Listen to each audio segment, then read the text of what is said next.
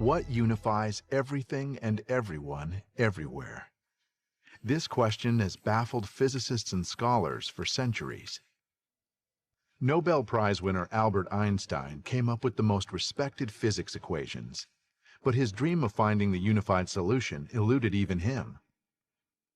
Where should one look for the answer to this universal puzzle? To the past? The future? The ends of the cosmos or beyond? Or inward? Is the answer inside a particle? A proton? Does our consciousness affect the nature of reality? Maybe clues have been left for us throughout the centuries, encrypted in sacred icons and symbols. Who among us can unravel the mysteries? Einstein was a technical assistant at the patent office when, in his spare time, he cranked out some of the most remarkable theories. The realities of 20th century science, its power, are linked with Einstein's image. It followed from the special theory of relativity that mass and energy are but different manifestations of the same thing, a somewhat unfamiliar conception for the average mind. Furthermore, the equation E is equal mc squared, in which energy is thought equal to mass multiplied with the square of the velocity of light, showed that very small amount of mass may be converted into a very large amount of energy, and vice versa. The mass and energy were in fact equivalent, according to the formula mentioned above. This was demonstrated by Kokra and Walton in 1932 experimentally. Einstein's theory of general relativity covers the cosmic scales and the relationship between gravity, time, and space. It predicts continuum to an infinite point of singularity, or a black hole. Quantum theory covers the smallest units in the universe and predicts finite and linear boundaries. The two theories are at odds, but Haramein believes both viewpoints are interconnected because everything big is made up of something small. In general, we could define our society in two ways. We've got people that have a tendency to be very spiritual, and these people tend to think in terms of infinities, that infinite potential and all this stuff. And on the other hand, we have scientific people that tend to think in finite systems, closed systems that have very defined boundaries. And the two don't necessarily agree. And I think that at this point, this has to come together. And in a very simple way, I'm going to show you geometrically that infinities and finite systems are actually complementary. If we take the boundary of a circle and we define that as our finite space. Now that circle could be a sphere. And we divide that circle so that a triangle is formed in it. An equilateral triangle in this case. Now the universe is polarized. Everything in the universe seems to spin. So spin produces polarity. So we would have a reverse triangle at the same time. As soon as we do this, now we've created a new boundary condition at the next fractal level down, the next iteration down. Now notice that these new boundaries all are centered around a very specific center. That is, each of the boundary defines a very specific structure in space-time, a very specific coordinate in space-time. And so each of the boundary could be defined as a very specific set of information. Now I can continue to divide the space to produce new boundary conditions. Now I've got another iteration down and another set of information. Now I can continue to do this and create new boundaries again. And at this point, you can imagine that if I give this to my computer, it could zoom in bring it back up, continue to divide the space, zoom in, bring it back up, continue to divide the space, and it could do this to infinity. However, I would never, ever, ever, ever exceed that first boundary I've produced for myself. So here, I've embedded infinite amount of divisions, infinite amount of information within the confine of a finite space. So in very simple terms here, I've shown to you that infinities and finite structures are complementary. That within the confine of what appears to be a finite space can be embedded infinite amount of information. And if this is true, this simple concept could change all of our concepts of physics, including our concepts of our relationship to the universe. So why is that true? Think of yourself as made out of cells that are made out of atoms. Now there's about 100 trillion cells in your body and billions of atoms per cells. And imagine that all these cells and all these atoms can be further divided into subatomic particles that can be divided into subatomic particles and so on towards infinity. That would mean that you actually, even in your physical body, have a function of infinity. That is, you have an infinite nature within the confine of what you call the physical world.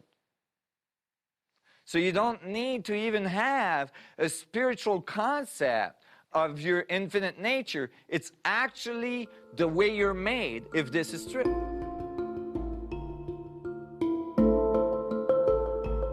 This complementary fractal condition could change the fundamentals of physics. Quantum theorists adhere to a concept called the God particle. If we look hard enough, they believe, we'll discover the smallest division that the universe creates.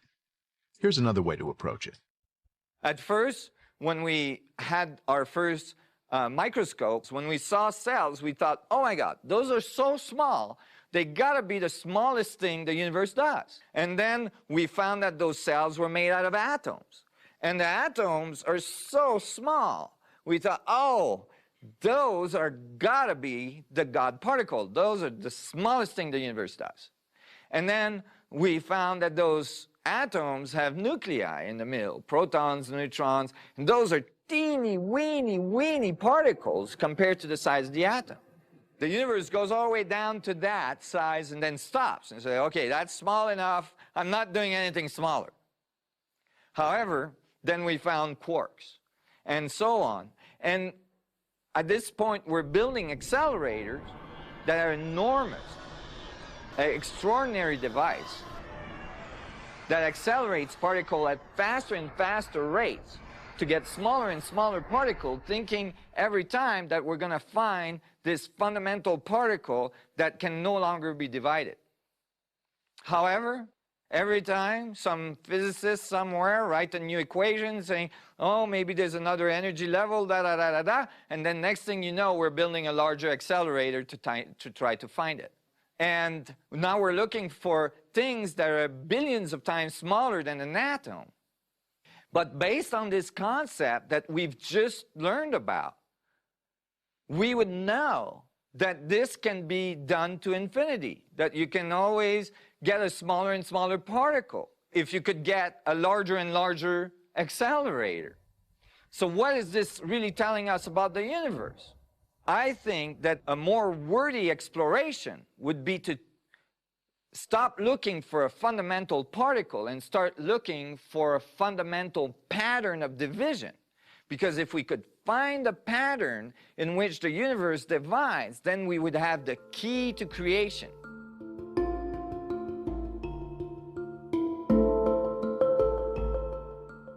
Gravitation is the Bible of relativistic equations, and it's written by giants of physics, Wheeler, Thorne, and Mesner. And it has all the equations that describes relativistic equations and curvature of space and gravitation. And it's called gravitation because it's pretty thick. So when you pick it up, you know everything you need to know about gravity. I opened gravitation to page 719, and I said, if I understand well, this is our current model of the universe. It looks like a balloon that's being inflated that has pennies glued to it. And the pennies are representative of galaxies. And as the balloon inflates, the pennies move away from each other, representing the expansion of our universe. Look at it this way. When the balloon expands, the lungs contract. So for every action, there's an equal and opposite reaction. Some of the first laws of physics. In our current model, the universe is expanding, but nothing is contracting to make it expand. So how is it that the balloon can expand if you're not compressing air into it? For me, it was a crucial moment. It had come from earlier experiences when I was young, where I realized that, you know, there's an external world to my experience, but as well is an internal world to my experience. And I thought maybe the boundary conditions of the division of the universe are the result of the relationship between the outside world and the inside world. And that the two are like colliding waves, like standing waves that produce boundaries. I was thinking, if I was to point at something that connected all things, what would that be? If I could choose just one thing that connects everything, what would that be? Eventually, I came to conclude the only thing that's everywhere that connects all things is space. Space is everywhere. Between galaxies, between stars, between planets, between cells, between atoms, and even the atomic structure is made out of 99.99999% space. So the reality we live in is mostly space. Everything you see, all the material world that you think is so solid is actually mostly space. What you're experiencing as your reality, what you call the material world, is actually 0.0000001% of what's there. Yet we spend most of our time paying attention to that part and forget to look at the space. For me, earlier on, it was crucial that maybe it's the space we should be looking at. Maybe we should pay attention to the 99.9999999%. Maybe objects don't define the space, but space defines the objects. Well, if that was true, and if the vacuum, if the space was connecting all things, since all things radiate in the space, and if the space is the source of all things, then that space could not be empty. What we call the vacuum, what we call so-called empty space, could not be empty. It had to be full. And it had to be infinitely full.